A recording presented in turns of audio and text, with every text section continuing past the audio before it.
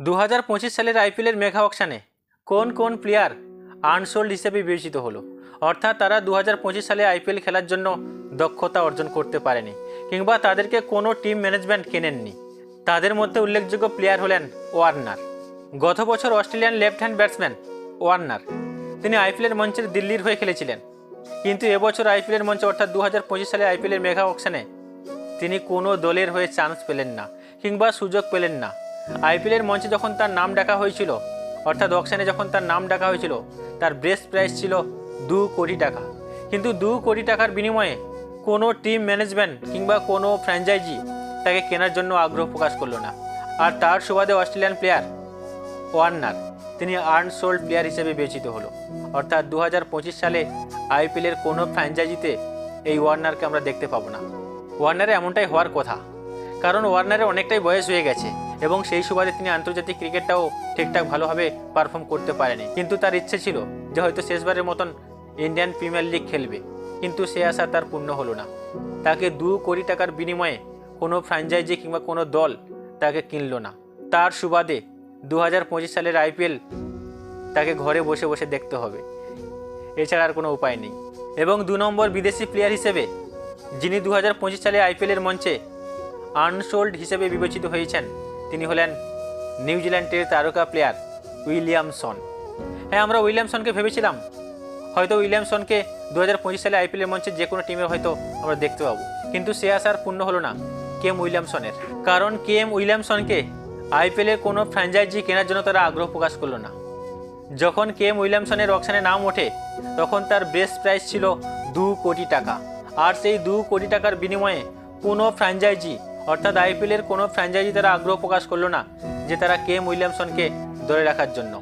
তার ফলে 2025 সালের আইপিএলটা কেএম উইলিয়ামসনকে ঘরে বসে টিভির সামনে খেলা দেখা ছাড়া আর তার কোনো উপায় নেই।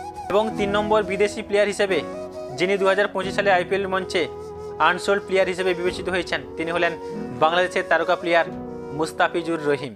হ্যাঁ, অনেকে ভেবে নিয়েছিল যে হয়তো মুস্তাফিজুর রহিমকে যে কোনো ফ্র্যাঞ্চাইজি তারা কিনতে পারে, কিন্তু সে গুড়ে বালি।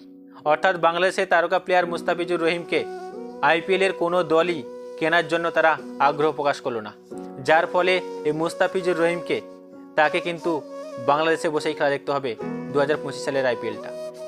আইপিএলের প্রথম দিন অকশানে যখন এই বাংলাদেশি তারকা প্লেয়ার মুস্তাফিজুর রহিমের নাম আমরা দেখতে পাইনি, তখন আমরা ভেবে নিয়েছিলাম যে হয়তো এবছর বাংলাদেশি প্লেয়ারকে হয়তো আইপিএলের মঞ্চে দেখা যাবে না।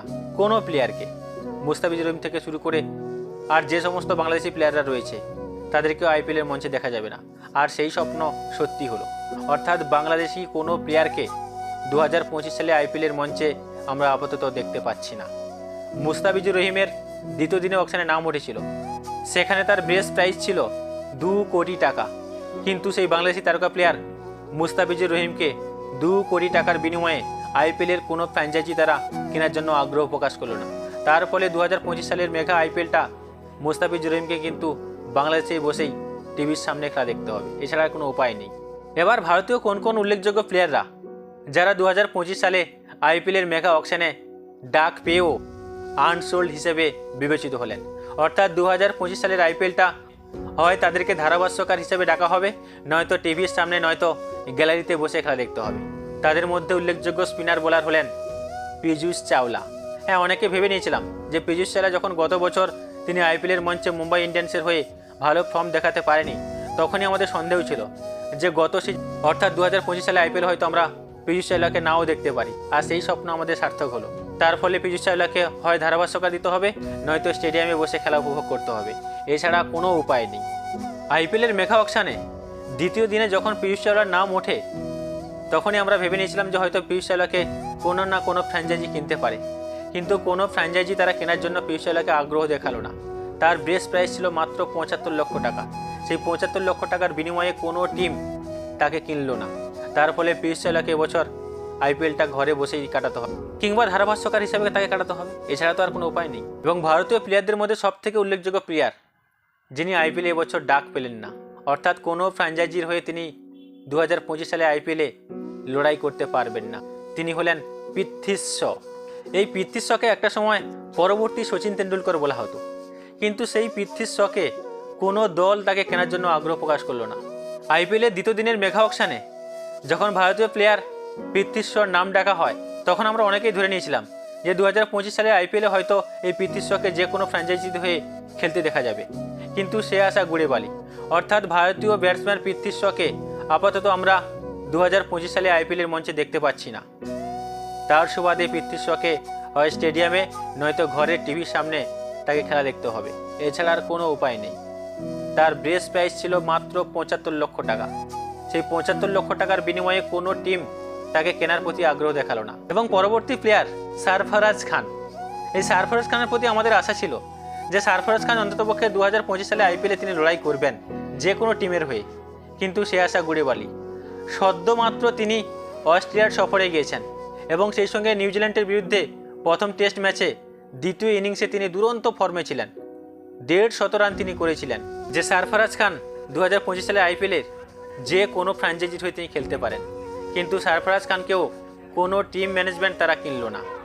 আইপিএলের মঞ্চে যখন দ্বিতীয় দিনে সারফরাজ খানের নাম ডাকা হয়েছিল, মাত্র 75 লক্ষ টাকা তার বেস প্রাইস ছিল। সেই 75 লক্ষ টাকা দিয়ে কোনো টিম ম্যানেজমেন্ট তাকে ধরে রাখলো না, অর্থাৎ আনসোল্ড প্লেয়ার হিসেবে তাকে বিবেচিত করলো। আইপিএলে আপাতত সারফরাজ খানকে আমরা 2025 সালে দেখতে পাচ্ছি না।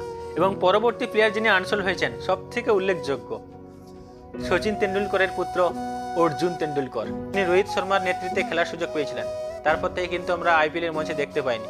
আর এবছর অর্থাৎ 2025 সালে আইপিএলের মঞ্চে যখন তার দ্বিতীয় দিনে অকশনে নাম ওঠে, তখন হয়তো আমরা অনেকে ভেবে নিয়েছিলাম যেহেতু সচিন তেন্ডুলকরের পুত্র, তাই যে কোনো ফ্র্যাঞ্চাইজি তাকে কেনার জন্য আগ্রহ প্রকাশ করবে, কিন্তু সে আশা আর হলো না।